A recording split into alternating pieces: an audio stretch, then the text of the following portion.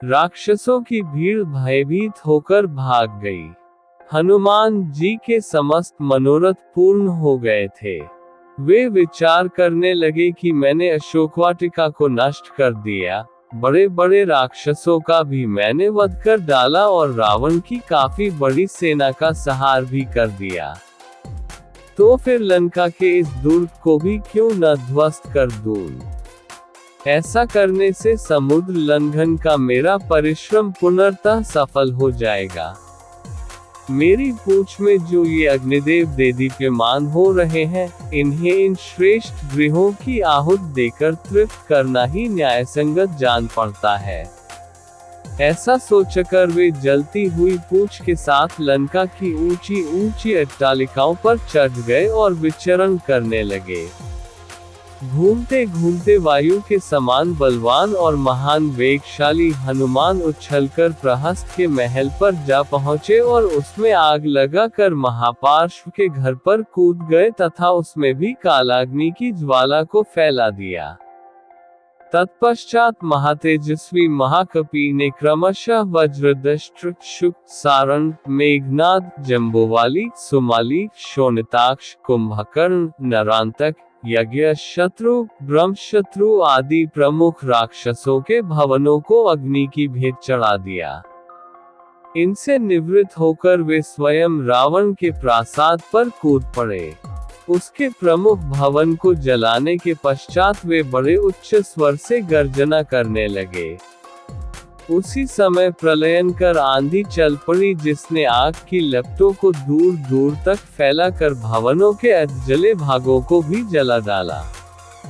लंका की इस भयंकर दुर्दशा से सारे नगर में हृदय विदारक हाहाकार मच गया। बड़ी बड़ी अट्टालिकाएं भारी विस्फोट करती हुई धराशायी होने लगी।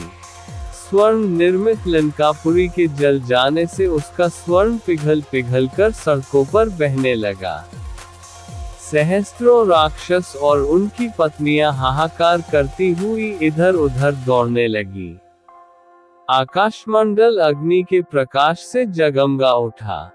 उसमें रक्त एवं कृष्णवर्ण धुआं भर गया, जिसमें से फुलझड़ियों की भांति चिनगारियां छूटने लगी। इस भयंकर ज्वाला में सहस्त्रों राक्षस जल गए और उनके जले अधजले शरीरों से भयंकर दुर्गंध फैलने लगी।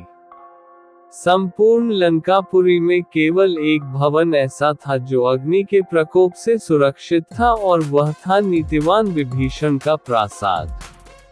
लंका को भस्मीभूत करने के पश्चात वे पुनः अशोकवाटिका में सीता के पास पहुँचे। उन्हें सादर प्रणाम करके बोले, हे माता, अब मैं यहाँ से श्री रामचंद्र जी के पास लौट रहा हूँ।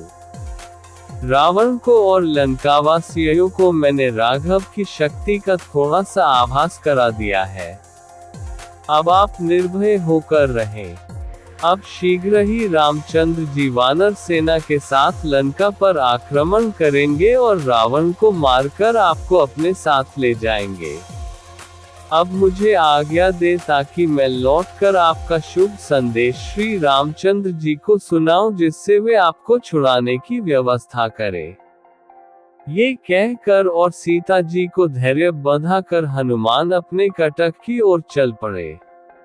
जनकनंदिनी से विदा लेकर तीव्र वेग से विशाल सागर को पार करते हुए हनुमान वापस सागर के उस तट पर पहुंचे, जहां असंख्य वानर जांबवंत के और अंगद के साथ उनकी प्रतीक्षा में आंखें बिछाए बैठे थे।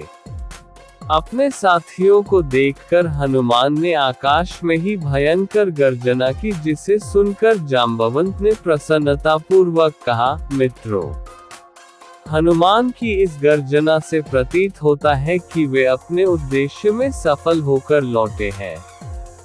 इसलिए हमें खड़े होकर हर्षध्वनि के साथ उनका स्वागत करना चाहिए। उन्होंने हमें ये सौभाग्य प्रदान किया है कि हम लौटकर रामचंद्र जी और वानरराज सुग्रीव को अपना मुख दिखा सके। इतने में ही हनुमान ने वहां पहुंचकर सबका अभिवादन किया और लंका का समाचार कह सुनाया। जब सब वानरों ने सीता से हुई भेंट का समाचार सुना तो उनके हृदय प्रसन्नता से भर उठा और वे श्री रामचंद्र तथा पवनसुत की जय जयकार से वातावरण को गुंजायमान लगे। इसके पश्चात वे लोग हनुमान को आगे करके सुग्रीव के निवास स्थान प्रस्रवण पर्वत की ओर चले। मार्ग में वे मधुवन नामक वाटिका में पहुंचे जिसकी रक्षा का भार सुग्रीव के मामा दधिमुख पर था। इस वाटिका के फल अत्यंत स्वादिष्ट थे और उनका उपयोग केवल राजपरिवार के लिए सीमित था। अंगद ने सब वानरों को आज्ञा दी कि वे जी भरकर इन स्वादिष्ट फलों का उपयोग करें। आज्ञा पाते ही सब वानर उन फलों पर इस प्रकार टूट पड़े जैसे लूट का माल हो। अपनी क्षुधा निवारण कर फिर कुछ देर आराम कर वे सब सुग्रीव के पास पहुँचे और उनसे सारा वृतांत कहा। राक्षसों की भीड़ भयभीत होकर भाग गई। हनुमान जी के समस्त मनोरथ पूर्ण हो गए थे। वे विचार करने लगे कि मैंने अशोकवाटिका को नष्ट कर दिया, बड़े बड़े राक्षसों का भी वध कर डाला और रावण की काफी बड़ी सेना का संहार भी कर दिया। तो फिर लंका के इस दुर्ग को भी क्यों न ध्वस्त कर दूं? ऐसा करने से समुद्र लंघन का मेरा परिश्रम पुनर्तः सफल हो जाएगा। मेरी पूंछ में जो ये अग्निदेव देदीप्यमान हो रहे हैं, इन्हें इन श्रेष्ठ गृहों की आहुति देकर तृप्त करना ही न्यायसंगत जान पड़ता है। ऐसा सोचकर वे जलती हुई पूंछ के साथ लंका की ऊंची ऊंची अट्टालिकाओं पर चढ़ गए और विचरण करने लगे। घूमते घूमते वायु के समान बलवान और महान वेगशाली हनुमान उछलकर प्रहस्त के महल पर जा पहुँचे और उसमें आग लगाकर महापार्श्व के घर पर कूद गए तथा उसमें भी कालाग्नि की ज्वाला को फैला दिया। तत्पश्चात महातेजस्वी महाकपि ने क्रमशः वज्रदष्ट, शुक, सारंग, मेघनाद, जम्बोवाली, सुमाली, शोणिताक्ष, कुंभकर्ण, नरांतक, यज्ञ शत्रु, ब्रह्मशत्रु आदि प्रमुख राक्षसों के भवनों को अग्नि की भेंट चढ़ा दिया। इनसे निवृत्त होकर वे स्वयं रावण के प्रासाद पर कूद पड़े। उसके प्रमुख भवन को जलाने के पश्चात वे बड़े उच्च स्वर से गर्जना करने लगे। उसी समय प्रलयंकर आंधी चल पड़ी जिसने आग की लपटों को दूर दूर तक फैलाकर भवनों के अधजले भागों को भी जला डाला।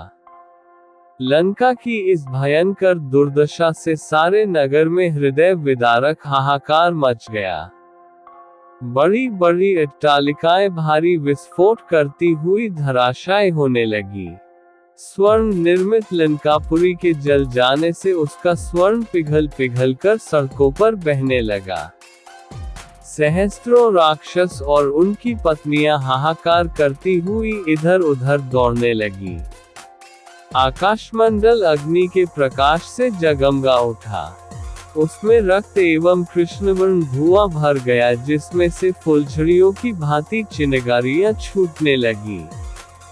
इस भयंकर ज्वाला में सहस्त्रों राक्षस जल गए और उनके जले अधजले शरीरों से भयंकर दुर्गंध फैलने लगी। संपूर्ण लंकापुरी में केवल एक भवन ऐसा था जो अग्नि के प्रकोप से सुरक्षित था और वह था नीतिवान विभीषण का प्रासाद।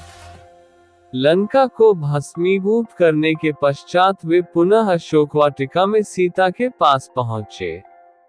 उन्हें सादर प्रणाम करके बोले, हे माता, अब मैं यहाँ से श्री रामचंद्र जी के पास लौट रहा हूँ।